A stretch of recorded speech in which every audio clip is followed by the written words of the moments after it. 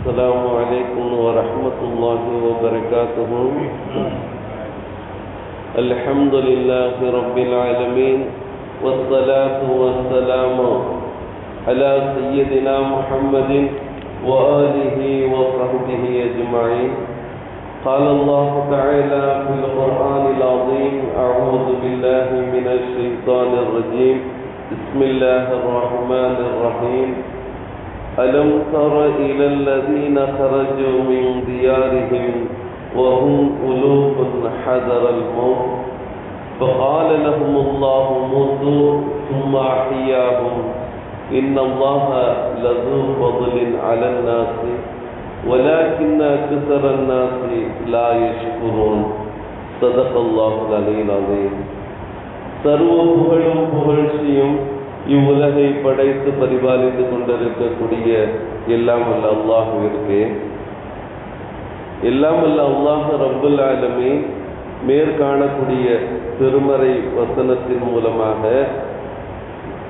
மரணம் என்பது ஒரு மனிதனுக்கு இறைவன் விதித்தபடிதான் நடைபெறும் என்பதையும், சில மனிதனுடைய நிலைப்பாடுகள் இந்த மனிதருடைய அந்த நோய்தான் நம்மை தொற்று இவ்வாறு இறுதி நிலையை அடைய செய்து விட்டது, இந்த மனிதனுடைய அந்த செயல்தான் இன்னாரை பாதித்து விட்டது என்பதாகவெல்லாம் பல விதத்தில் பேசக்கூடிய மனிதர்களுக்கு அல்லாஹு தாலா தரக்கூடிய உபதேசம் இது.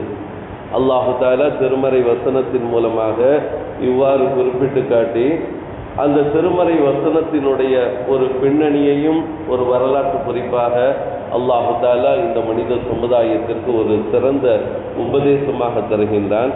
அந்த வகையில் அல்லாஹு தாலா சொல்வான்: அலம் தர இலல்லதீன ஹரஜு மின் தியாரிஹிம். எவர்கள் மரணத்தை பயந்து, அதாவது அலம் தர இலல்லதீன ஹரஜு மின் தியாரிஹிம் வஹும் உலூஃபுன் ஹதரல் மௌத்.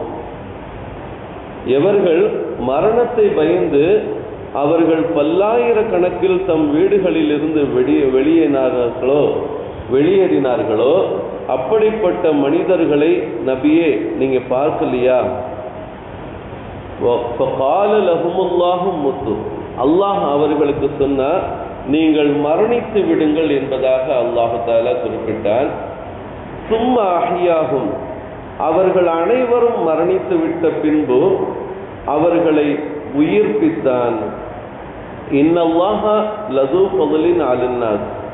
நிச்சயமாக அல்லாஹ் மனிதர்களின் மீது மிக்க கருணை உடையவனாக இருக்கின்றான். வலாக்கின் அக்ஸரன் நாஸி லா யஷ்குரூன். எனினும் மனிதர்களில் பெரும்பாலும் அதிகமானோர் நன்றி செலுத்துவதில்லை அப்படிங்கிறத அல்லாஹு தஆலா இந்த திருமறை வசனத்தின் மூலமாக குறிப்பிட்டு காட்டுகிறார். இந்த திருமறை வசனம் ஒரு வரலாற்று பின்னணியை கொண்டதாக அமைய பெற்றிருக்கின்றது, மிகவும் படிப்பினை தரக்கூடியதாகவும் இருக்கின்றது. அதாவது ஊரில் நோய் பரவுவது, அறப்போரில் கலந்து கொள்வது, காலரா ஏற்படுவது, இவைகள் மரணத்திற்கு காரணமாக இருப்பதில்லை அப்படிங்கிறத நமக்கு அல்லாஹ் தஆலா உணர்த்தி காட்டுறான். இதுக்கு போருக்கு போனதுனால தான் அவர் என்ன செய்யப்பட்டாரு, ஷஹீதாக்கப்பட்டாரு, அல்லது அந்த ஊர்ல காலரா நோய் பரவியதன் காரணத்தினால்தான் அவர் மரணித்தார் என்பதாகவெல்லாம் ஒரு மனிதன் மரணத்தினுடைய விஷயத்தை இவ்வாறு தீர்மானிக்க கூடாது. அது அவ்வாறு அமைய பெறுவதில்லை.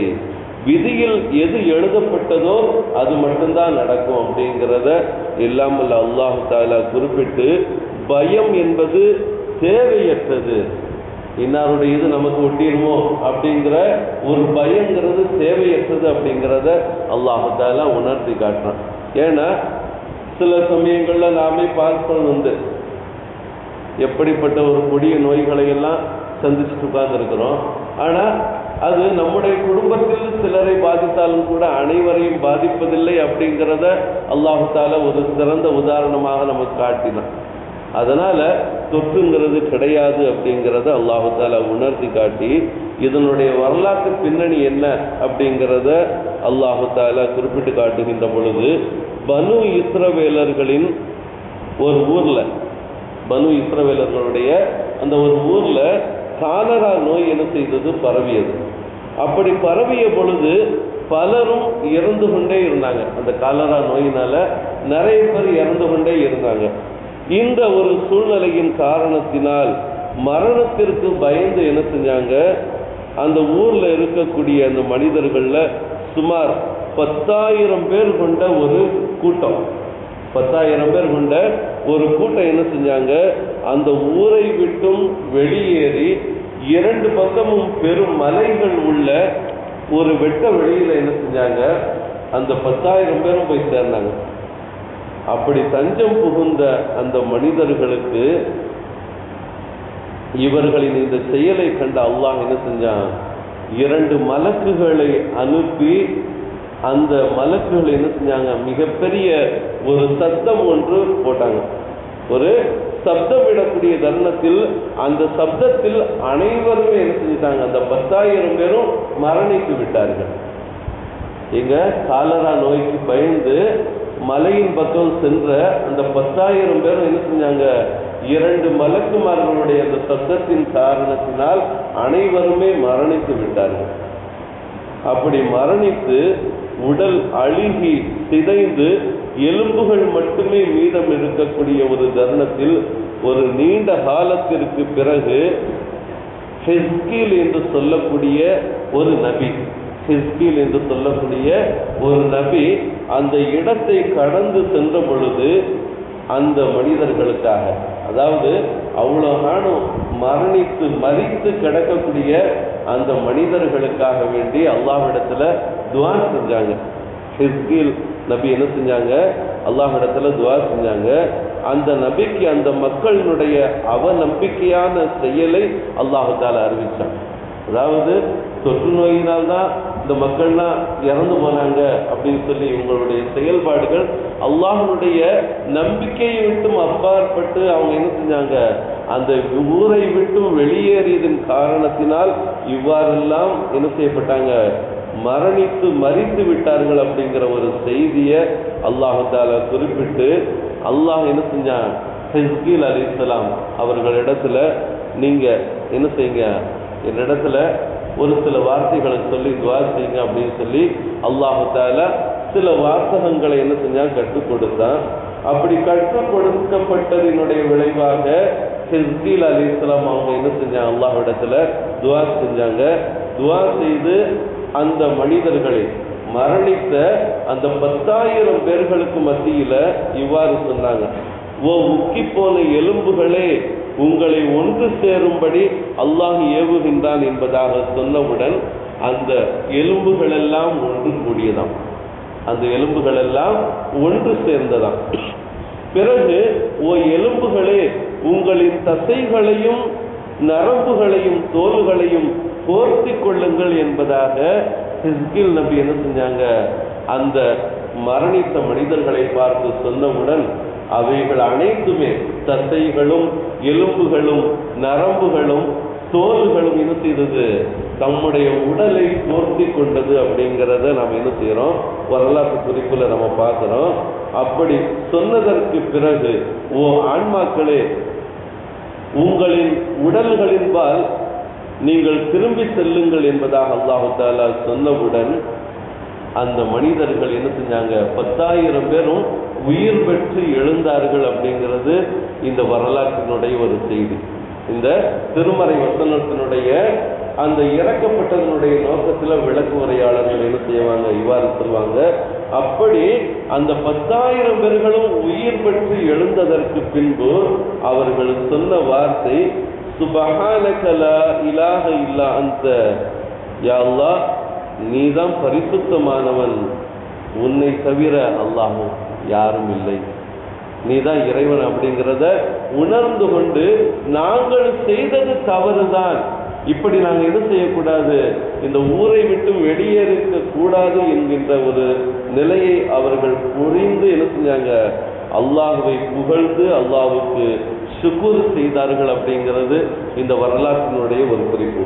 இதை கொண்டு நமக்கு நோக்கம் என்ன அப்படிங்கிறத நாம் பார்க்கின்ற பொழுது, நோய் பரவியுள்ள ஒரு ஊர்ல ஒரு மனிதன் நுழையவும் கூடாது, அதே போன்று பரவி உள்ள அந்த ஊரை விட்டும் ஒரு மனிதர் வெளியேறவும் கூடாது அப்படிங்கிறத அல்லாஹு தாலா உணர்த்தி காட்டி, அல்லாஹ் ஒரு மனிதனுக்கு எதை விதித்தானோ அது மட்டும்தான் நடக்கும் அப்படிங்கிறத அல்லாஹு தாலா உணர்த்தி காட்டி, இறைவனின் மீது முழு நம்பிக்கை கொண்டு நீங்க செயல்படுங்க.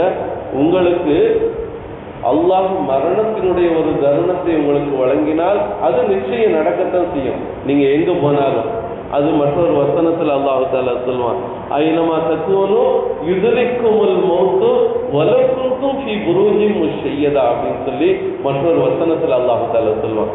அதாவது நீங்க எங்கு கோட்டை புத்தளங்கள்ல மிகப்பெரிய ஒரு கட்டடத்துல நம்ம பாதுகாப்பா இருக்கிறோம், நமக்கு மரணம் வராது, நம்ம இறக்க மாட்டோம் அப்படின்னு சொல்லி எவ்வளவு பெரிய ஒரு கோட்டை புத்தளங்களில் இருந்தாலும் யுதுரிக்குமுல் மௌத்து, உங்களுக்கு மரணம் வந்து அடைந்தே தீரும் அப்படிங்கிறத எல்லாமல் அல்லாஹ் குறிப்பிட்டு காட்டி, அதை காரணமா என்ன செய்யாதீங்க, இந்த நோயினால் தான் இவருக்கு மரணம் ஏற்பட்டுச்சு அப்படிங்கிறத நீங்க சொல்லாதீங்க. அப்படிப்பட்ட பயம் தேவையற்றது அப்படிங்கிறதையும் எல்லாமல் அல்லாஹ் ஒவ்வொரு மனிதனுக்கும் ஒவ்வொரு விதமான சகல பாக்கியங்களை வழங்கி ஒரு மனிதனுக்கு நோயை கொடுத்தா அதற்கு சிறந்த பகரத்தை அல்லாஹு தாலா வழங்குகின்றான் அப்படிங்கிறத பல்வேறு ஹதீஸுகளின் மூலமாக நாம் அறிய முடிகின்றது. அத்தகைய இறைவனின் மீது முழு நம்பிக்கை கொண்டு நோய் நொடியில்லா வாழ்க்கையை அல்லாஹு தாலா நமக்கு வழங்கி எல்லா விதத்திலும் அல்லாஹ் வழங்கிய அருட்கொடைகளுக்கு நன்றி செலுத்தக்கூடிய ஒரு சிறந்த நல்லடியார்களாக ஈருலகிலும் வாழ்ந்து அந்த இறைவனுடைய அருளை பெற்ற நன்மக்களாக வாழ்வதற்கு வல்ல இறைவன் அல்லாஹு தஆலா நம் அனைவருக்கும் கிருபை செய்வானாக. ஆமீன். வாஹிர் தஅவானா அனில் ஹம்துலில்லாஹி ரப்பில் ஆலமீன். அஸ்ஸலாமு அலைக்கும் வ ரஹ்மத்துல்லாஹி வ பரகாத்துஹு.